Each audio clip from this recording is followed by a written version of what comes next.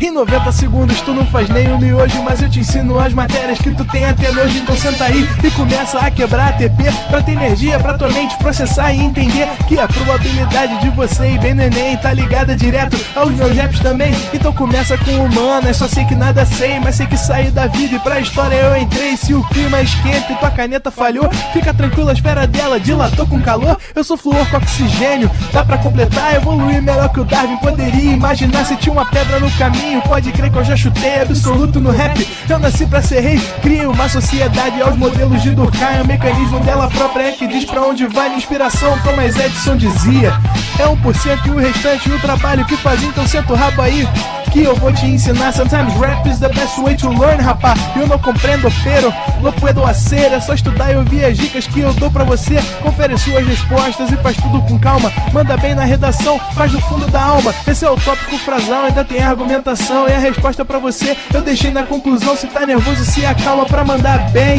E se liga nos vídeos que eu te preparo pro Enem.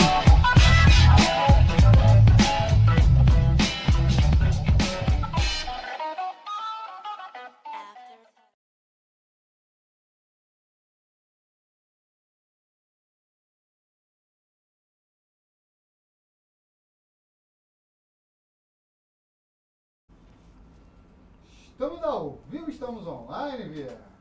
Fala galera, fala indivíduos, falando pro Enem, sempre um prazer muito grande estar com vocês, mais uma vez, mais uma noite, para a gente conversar um pouquinho hoje sobre uma aula que é uma aula baseada em algumas definições. Como assim algumas definições?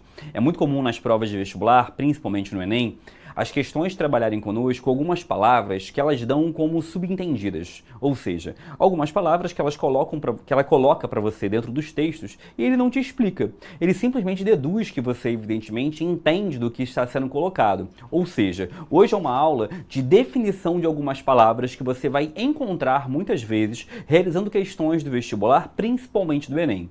Você pode encontrar essas palavras tanto em questões de história, de filosofia, de sociologia, porque são algumas palavras que a gente considera palavras fundamentais, essenciais, dentro do entendimento das ciências humanas. Nós vamos falar hoje de modelos de Estado e modelos de governo. Então eu vou te definir aqui algumas nomenclaturas como, por exemplo, parlamentarismo, presidencialismo, o que é um regime liberal, o que é um regime de bem-estar social, porque na verdade essas palavras são palavras que muitas vezes são colocadas para você dentro das questões e você fica confuso ou finge que sabe e segue em frente, sem realmente entender o significado daquela palavra ou daquele conceito dentro do contexto de uma prova como a prova do vestibular. Beleza? Nós vamos começar a nossa aula falando sobre algumas questões ligadas aos chamados modelos de Estado. E aí eu preciso que você entenda, para a gente poder começar a nossa aula, a diferença entre Estado e governo. Então, diretor, vem comigo aqui. Quando eu falo para você sobre a palavra Estado e a palavra governo, muitas pessoas confundem e acham que são sinônimos. Muitas pessoas acham que Estado e que governo é a mesma coisa. E de alguma forma, muitas pessoas até usam na redação como se fossem sinônimos na hora de escrever. Mas não é o caso. Estado e governo são coisas distintas, Estado e governo são coisas diferentes. E é importante que você saiba isso até para você compreender melhor alguns textos que podem estar presentes na sua prova. Olha para cá. Sempre que você ouvir dentro do vestibular a palavra Estado, o Estado ele é uma referência a 4 coisas, ou seja, todo Estado tem dentro dele 4 coisas. Primeiro, um Estado, ele possui a primeira coisa que a gente vai nomear de fronteiras. Ué, Leandro, como assim fronteiras? Um Estado, ele possui território. Ou seja, todo Estado, ele possui um perímetro delimitado por fronteiras, que é o perímetro que representa aquele Estado. Observa, por exemplo, a realidade brasileira. O Brasil tem um conjunto de fronteiras. O Brasil é um país que faz fronteiras com vários países da América do Sul. Uruguai, Argentina, Bolívia, Peru, Colômbia, Venezuela.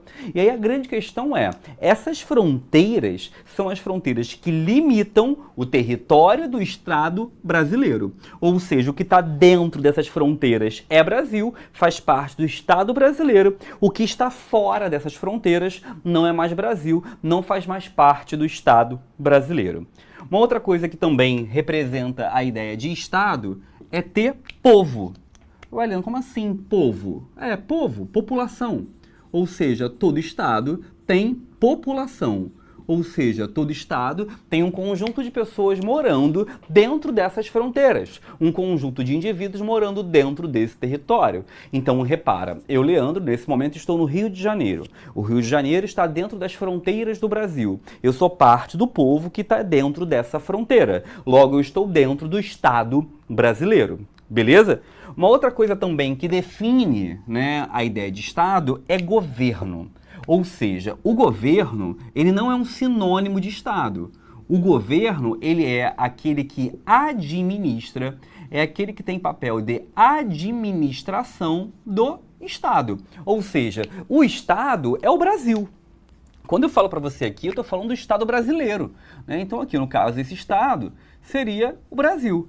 O Brasil, ele tem um governo. Governo esse que se altera de tempos em tempos. Você tem o governo, por exemplo, que está atualmente no poder, que é o governo do Luiz Inácio Lula da Silva. Teve o governo do presidente anterior, que foi o Jair Messias Bolsonaro. Teve anteriormente a figura de Michel Temer. Anteriormente a figura de Dilma Rousseff. Anteriormente o Lula. E você pode ir voltando aí atrás. Ou seja, existe uma perspectiva que é o governo. O governo nada mais é do que a autoridade que administra o Estado.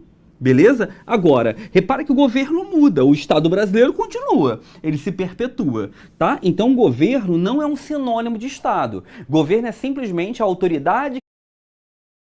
Tem nome sujo e está precisando de crédito?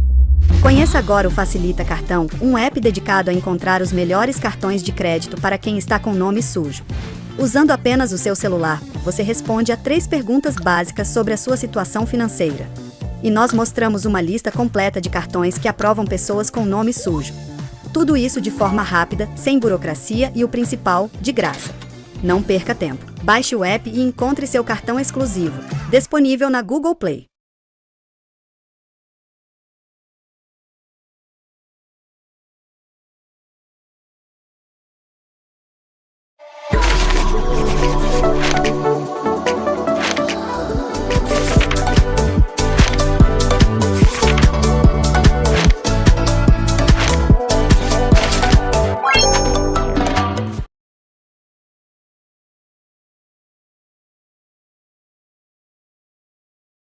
Japonês, venezuelano, colombiano, todos esses, eles têm soberania no território deles. Agora, na realidade brasileira, só o governo brasileiro. Então, quando eu falo de Estado, o Estado é isso. É um território esse que tem um povo dentro, que tem um governo que administra esse território e esse povo, e esse governo tem que ter soberania. Isso daqui define, isso daqui se coloca como sendo as características fundamentais do que seria um Estado. Agora, repara uma coisa. Quando o vestibular cobra isso de você, o vestibular vai querer que você entenda o que são modelos de governo e modelos de Estado. Modelos de governo são formas de administrar, são modelos administrativos que podem existir dentro de uma esfera governamental. Agora, modelo de Estado é um posicionamento, e eu vou falar disso com você mais pra frente. Agora, olha pra cá. Quando eu falo de governo com você, que é essa forma de administração soberana e por aí vai, eu tenho alguns modelos. Os modelos de governo são aqueles modelos que normalmente você observa em diversos países do mundo, que são modelos que eu tenho diferentes para administrar e para organizar um Estado. Esses modelos de governo são muitos. Existem dezenas de formas diferentes que um país pode se administrar, que um país pode se gerir. Agora, existem 2 modelos que são os mais recorrentes no mundo, que são os 2 modelos que o vestibular vai cobrar de vocês. O primeiro modelo existente, que é muito comum no mundo, é um modelo que a gente nomeia e a gente chama de monarquia. A monarquia, ela é uma forma... A monarquia é um modelo de governo que serve para administrar o Estado. Essa monarquia ela pode ser de 2 tipos. A monarquia ela pode ser, primeiro, a monarquia ela pode ser absolutista. Ou seja, a monarquia ela pode se pautar e ela pode se organizar dentro de uma lógica em que o rei mande de forma soberana, em que o rei ou a rainha ou o imperador mande de forma autônoma, total. O cara tem poder centralizado em suas mãos. É o caso de alguns países do mundo até hoje, como por exemplo a Arábia Saudita. Até hoje a Arábia Saudita ele tem um modelo de monarquia absolutista. Vários países do mundo já tiveram monarquias absolutistas. A figura de Luís XIV na França, a figura de Henrique VIII na Inglaterra, né? O próprio, né, na própria metrópole brasileira, Portugal, já teve também esse modelo, ou seja, entre os modelos de governo, um dos mais recorrentes na história é o modelo de monarquia absolutista. Tem um outro modelo de monarquia que a gente vai chamar aqui de monarquia constitucional.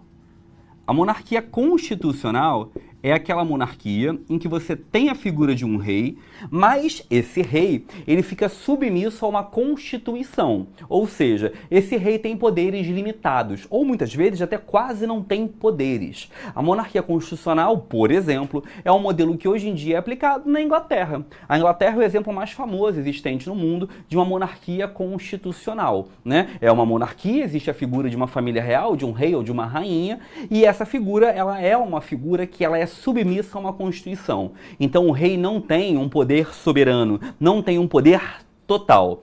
Ah, Leandro, mas eu já ouvi chamarem também de monarquia parlamentarista. Isso é outra coisa, a gente vai chegar lá, tá? Então repara, a monarquia ela pode ser absolutista ou constitucional. A monarquia constitucional quase sempre se organiza na forma de parlamentarismo. Mas disso eu vou te falar daqui a pouquinho do que se trata. Tá bom? Beleza até aí? Então vamos repetir algumas coisas. Modelos de governo são formas de administração que eu posso ter para administrar o Estado. Esses modelos de governo são dezenas, centenas pelo mundo, mas existem dois que são os mais recorrentes: a monarquia e a república. Já falarei da república mais para frente.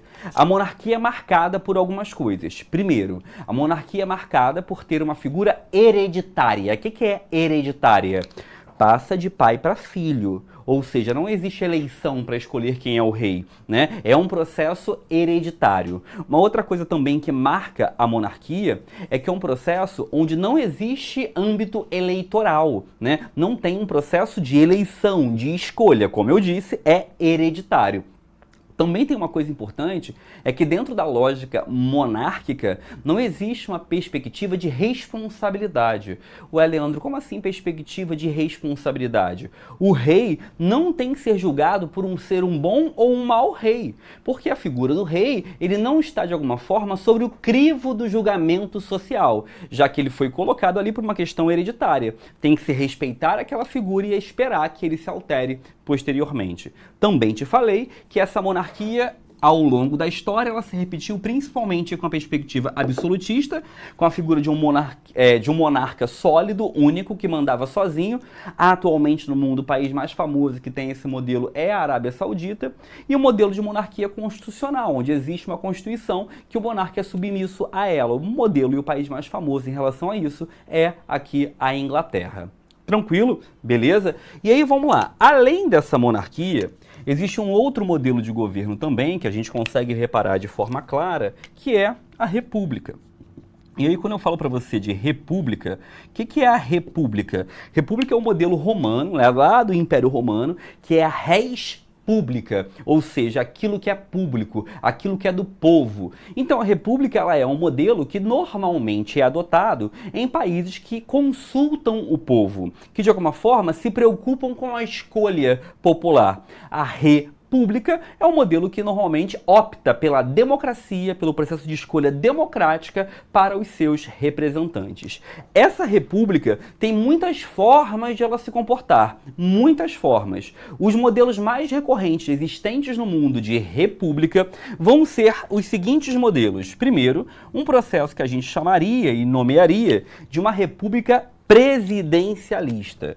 Uma república presidencialista é uma república que tem a figura de um presidente, né? Que é, por exemplo, o caso brasileiro, que é o caso do Brasil, que é o caso dos Estados Unidos, que é o caso da Argentina. São países que colocam uma figura chamada presidente da República, e essa figura de presidente da República junta dentro do seu cargo duas funções.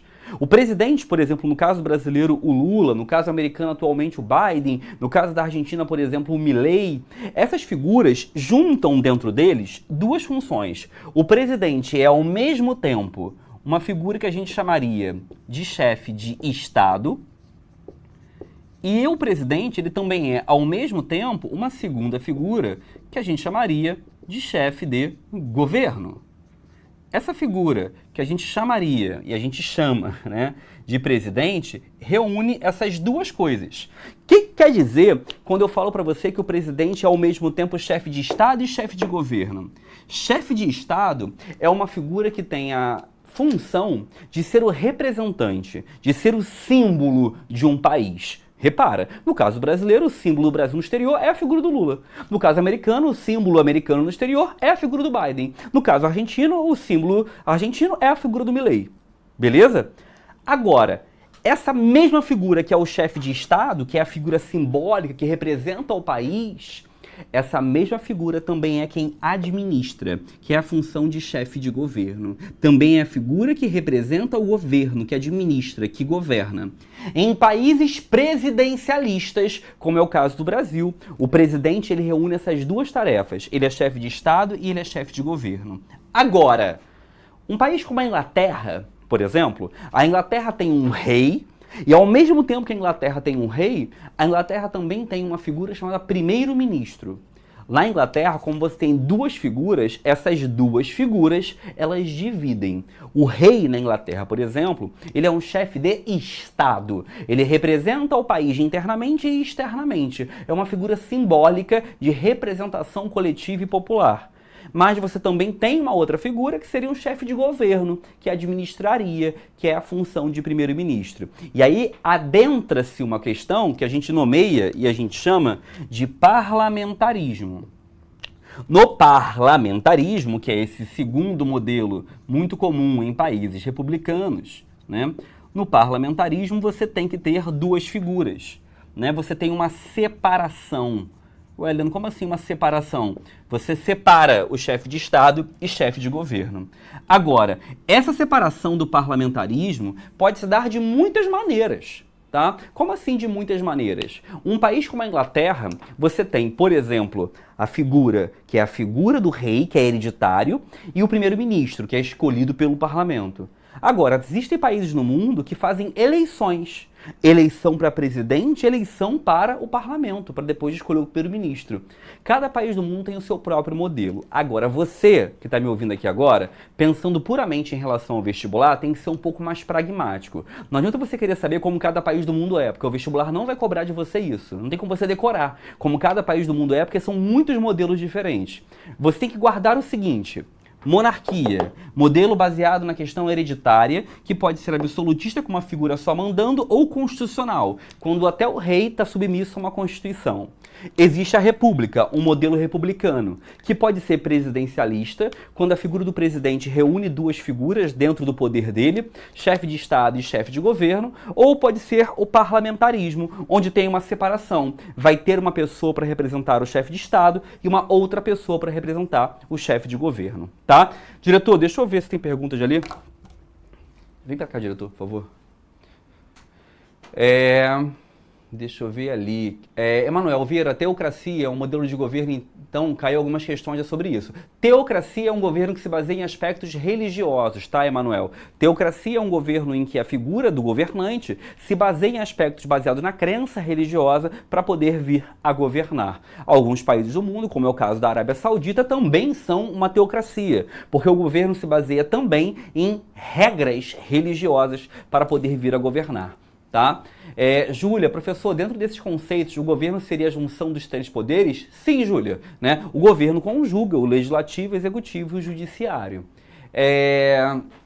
Vamos lá. Vivian, professor, o que é um Estado de direita ou de esquerda? Vivian, direita e esquerda são considerados espectros políticos. Como assim? Ao longo da história humana, foram se criando, pessoas que têm pensamentos diferentes sobre como um governo tem que ser gerido, como que um governo tem que ser administrado. Algumas ideias são colocadas como ideias de direita, outras ideias são colocadas como ideias de esquerda. Essa nomenclatura foi cunhada lá atrás, durante o período da Revolução Francesa, e até hoje em dia ela é aceita. Os governos ditos como governos de direita são muito pautados na lógica liberal, de um liberalismo econômico, são muito pautados também em um processo fundamental de menor intervenção estatal. Já os governos de esquerda estão muito pautados na lógica de entendimento de um Estado maior, um Estado mais interventor, que busca um combate aos processos de desigualdade. Mas isso, evidentemente, é algo extremamente subjetivo e abstrato.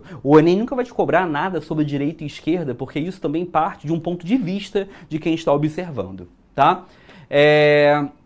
Vamos lá. Luan, não, peraí. Felipe, quem toma as decisões na Inglaterra é o primeiro-ministro? Exatamente, Felipe. Luan, professor, mas se o governo não for soberano? Se o governo não for soberano, ele tem um governo frágil. Logo, é um Estado que tem intervenções externas. Então, é um Estado frágil, que tem pouco poder, tá bom? Alguém tá pedindo para tirar o print do quadro. Vai lá, tira o print do quadro lá. 1, 2, 3, foi e printou. Beleza. Chega aqui, gente, olha só. A gente vai agora falar um pouquinho de alguns modelos, de organização estatal, de organização do Estado, que foram ocorrendo ao longo da história. Eu vou te falar aqui de alguns modelos de Estado que foram aqueles mais comuns que apareceram ao longo da história, tá? Vou começar por um modelo, que é um modelo chamado modelo absolutista. O modelo absolutista, que a gente comentou rapidamente no início da aula, é um modelo que é muito cobrado nos vestibulares. Por quê? Porque você aprende sobre absolutismo várias vezes ao longo da sua vida escolar. Você aprende sobre absolutismo quando você está lá no 6º, 7º ano, depois você aprende sobre absolutismo também no início do seu ensino médio e depois novamente no seu pré-vestibular. Por quê? O absolutismo foi um modelo que foi hegemônico no continente que foi o continente mais poderoso do mundo durante séculos, que foi a Europa. Existiram na Europa várias nações como Portugal, Espanha, Inglaterra, França, Prússia, que esses países foram países que tinham um tipo de governo chamado absolutista. O que é um governo absolutista? É um governo que se pauta na unidade territorial, que tinha como fundamento um único rei, um único soberano que mandava em todo um território. É um governo que se pauta numa lógica hereditária, em que o poder passa de pai para filho de forma contínua. É um governo de concentração do poder na figura do rei. Então o rei é aquele que controla a economia, a justiça, sociedade, educação, exército, tudo. E esse modelo, ele tem dois nomes que são as maiores inspirações para esse modelo. Um é a figura de um autor chamado Thomas Hobbes. Hobbes dizia que só um governo absolutista tem capacidade e condições de garantir segurança dentro da sociedade. Ou seja, para Thomas Hobbes, o governo ideal seria um governo absolutista, porque é um governo em que o soberano, que ele chamava de Leviatã, tem até a imagem aqui do Leviatã, a capa do livro do Thomas Hobbes, só esse soberano conseguiria garantir realmente segurança e proteção para os indivíduos. E tem um outro autor também que influenciou muito esse modelo absolutista, que é o Jacques Bossuet. Bossuet é o cara que vai falar do chamado direito divino dos reis. É o cara que defendia que tem que existir um rei porque o rei é a figura de Deus na terra. E esse rei é aquele que representa, que defende e que garante o Estado a existir. Tranquilo? Beleza? Essa é a primeira visão, tá? Uma outra visão também que é bacana que vocês saibam foi a visão que rompeu com o absolutista na Europa, que era o modelo chamado modelo liberal. O modelo liberal é um modelo que vai surgir no século XVII com o John Locke, depois vai ganhar repercussão com um outro autor chamado Adam Smith, do ponto de vista econômico. E esse modelo chamado modelo liberal era uma crítica ao modelo absolutista. O modelo liberal olhava para o absolutismo e achava aquilo um absurdo. Por quê? Porque o modelo liberal entendia que o absolutismo influenciava e controlava demais, que tinha muito poder concentrado nas mãos do monarca, que o monarca podia ter tudo e fazer coisa demais. Então esse modelo liberal vai ser o modelo que vai defender que o Estado tem que ser menor. Como assim menor? Ele tem que ter menor intervenção na vida dos indivíduos. Esse modelo liberal quase sempre defende uma prática parlamentar de concentração do poder dentro do parlamento. Esse modelo parlamentar costuma acreditar, né, que a grande função do Estado para os liberais é garantir a sua vida, a sua propriedade e a sua liberdade, tá? Então, repara, existia um modelo absolutista que concentrava a ideia de que todo o poder tem que estar nas mãos do monarca, esse monarca tem que mandar sozinho, de forma total e de forma absoluta. Essa ideia, ela vai ser criticada pelos liberais, com destaque para John Locke, que vai dizer assim, não. O Estado tem que ser menor, ele tem que intervir menos. Não pode intervir, por exemplo, na economia, tem que ter uma menor intervenção para a realidade. E esse Estado liberal vai ser um Estado que vai ter poderes limitados. Vida, liberdade e propriedade como os seus fundamentos, tá?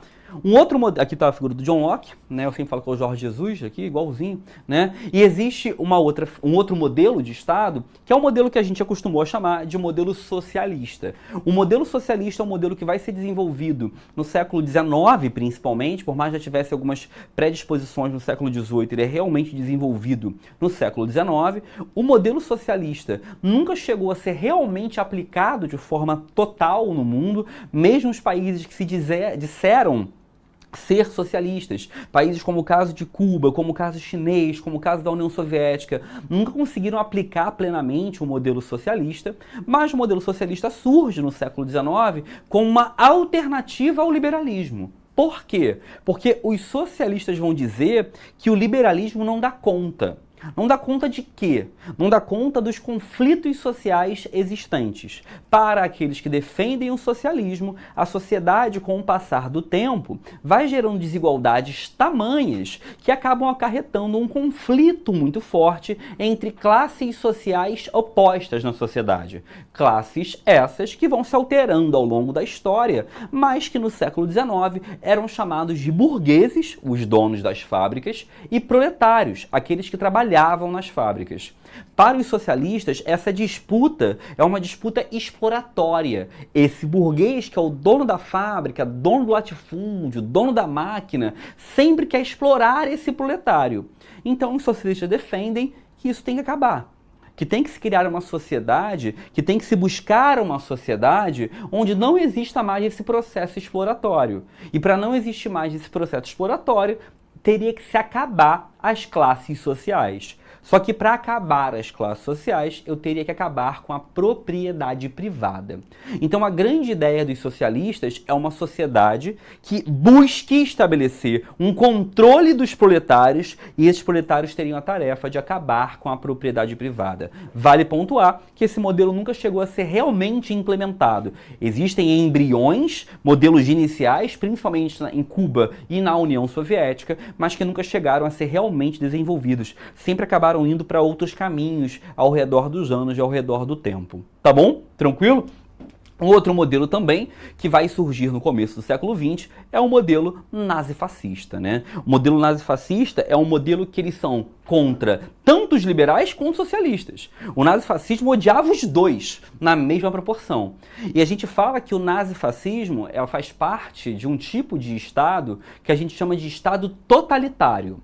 O que é um Estado totalitário? É um Estado polvo. Como assim polvo? Que ele vai jogando seus tentáculos por toda a sociedade.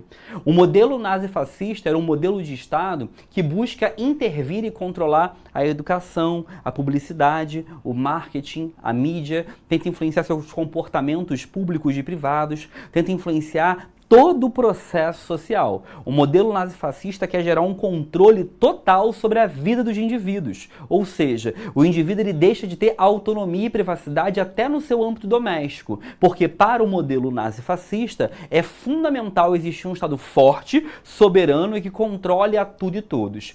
É o que a gente chama de Estado totalitário. Por isso total, porque intervém com totalidade sobre todos os aspectos da sociedade.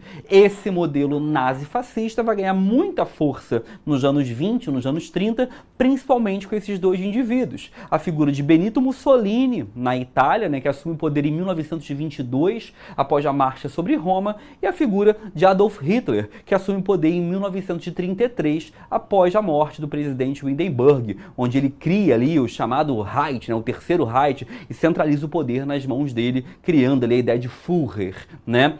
Essa perspectiva do nazifascismo ainda ficou muito famosa na história por todos os processos de preconceito que foram derivados desse sistema. O modelo nazifascista ficou consolidado por ser um modelo que gerava um ódio à diferenciação aos negros, homossexuais, latinos, aos eslavos, aos judeus, porque a perspectiva era, se eu quero criar uma união do meu povo, uma coisa fundamental é eu criar inimizade para com o alheio. Isso é uma coisa que tem que estar muito claro para vocês.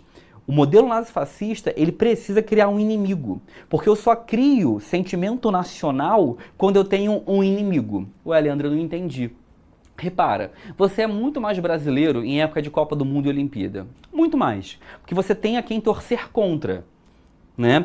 Em momentos que você tem o oposto, a oposição, o seu nacionalismo cresce. Só que não dá para ter Copa do Mundo e Olimpíada o tempo todo. E, consequentemente, os regimes que tentam gerar essa ideia de um sentimento nacional exacerbado sempre criam inimigos, sempre criam uma perspectiva contrária, uma raiva de algo oposto a mim, para gerar um maior sentimento nacional de crescimento e de união, o que evidentemente dá margem para nacionalismos exacerbados que podem gerar processos muito violentos, como nós vimos ao longo da história. Tá bom? Um outro modelo também que vai ser verificado principalmente após a crise de 29 nos Estados Unidos, é o chamado estado de bem-estar social. Esse estado de bem-estar social pode aparecer na sua prova com 3 nomes. Pode ser chamado de estado de bem-estar social, pode ser chamado de welfare state, né, que é em inglês, o termo em inglês, ou pode ser chamado também de keynesianismo. Vem aqui, diretor, rapidinho. Né? Então ele pode ser chamado, né, de welfare state, né, a ideia, né, em inglês, pode ser chamado, né, de estado keynesiano ou keynesianismo, tá? Ou pode ser chamado simplesmente de estado de bem-estar social. Volta comigo, diretor. Por quê? Porque essa ideia, o que é esse estado de bem-estar social? Alguns países do mundo, como foi o caso, né, dos Estados Unidos, os Estados Unidos adotou um modelo liberal, né, que a gente viu ainda há pouco. E esse modelo liberal, ele é um modelo em que o Estado não intervém na economia. Só que essa não intervenção da economia, em alguns casos, gerou grandes problemas no mundo. E o caso mais simbólico é a famosa crise de 29 nos Estados Unidos. A não intervenção do Estado gerou que a economia agisse livremente e acabou levando a um colapso na Bolsa de Valores, que vai levar a um colapso da vida social, da economia norte-americana. Como alternativa àquilo, um cara chamado Keynes, um economista, que vai se aliar ao presidente americano Roosevelt à época, vai criar um novo modelo chamado estado de bem-estar social. É um modelo capitalista, né, que preza pelo capitalismo, não é socialista, mas acredita que o Estado tem que ter intervenção na economia sobre algumas coisas, que o Estado não pode deixar a economia agir totalmente livre. Defende que exista sim uma intervenção no plano econômico, uma intervenção que busque garantir empregos, uma intervenção que busque fiscalizar relações de trabalho e que garanta o mínimo de proteção social para o trabalhador. Esse aqui é o modelo que, teoricamente, o Brasil tem em sua Constituição. E é um modelo que, teoricamente, quase a Europa toda tem. Se você pegar os países europeus, quase todos eles, na sua Constituição, na sua lei, são modelos de bem-estar social. Inclusive também o Brasil. O Brasil, na sua lei, no seu artigo 5º, no seu artigo 6º, estabelece algumas práticas de bem-estar social. Tá bom? E, por fim, existe o modelo neoliberal, né? O chamado neoliberalismo. Esse modelo neoliberal, esse modelo do neoliberalismo, vai ser um modelo, né, que vai ser desenvolvido e que vai ser elaborado principalmente ao longo dos anos 60 e 70, né, do século XX, através de alguns economistas que começam a perceber que aquele liberalismo do John Locke, aquele liberalismo do Adam Smith não funcionam mais. Não funcionam mais porque, de alguma forma, o mundo mudou. Mas eles já acreditam ainda naqueles ideais. Então, quando eu falo neoliberalismo, nada mais é do que adaptar o liberalismo do século XVIII para a realidade do século XX. Então, os neoliberais vão estar preocupados, por exemplo, em diminuir um pouco os direitos trabalhistas, por entender que a economia pode agir livremente com menor intervenção do Estado em relação ao trabalho. Vão acreditar, por exemplo, no fim das empresas estatais, empresas como o Banco do Brasil, Caixa Econômica, Petrobras, que são empresas estatais, são um absurdo, por exemplo, para um neoliberal, porque vão entender que, de alguma maneira, o Estado não tem que ter participação em empresas do mundo corporativo. Ou seja, pensando em vestibular de forma bem burocrática, pense o neoliberalismo como um modelo que tenta reaplicar os modelos do liberalismo, só que num contexto social e econômico do século XX, já que mudou muita coisa nesse período. Tranquilidade, meus queridos. Eu sei que a aula de hoje foi uma aula um pouco corrida, eu falei muita coisa em pouco tempo, mas é porque eu precisava falar de muitos conceitos e muitas palavras com vocês. Espero que tenha ficado claro para todos, tá? O Hayek é um dos autores, tá? Do chamado neoliberalismo. Um forte abraço, fiquem muito bem e até mais. Tchau, tchau. Assista nossas aulas a hora que você quiser. Vem com o Pro, o cursinho online que mais aprova no Enem. Assine em proenem.com.br.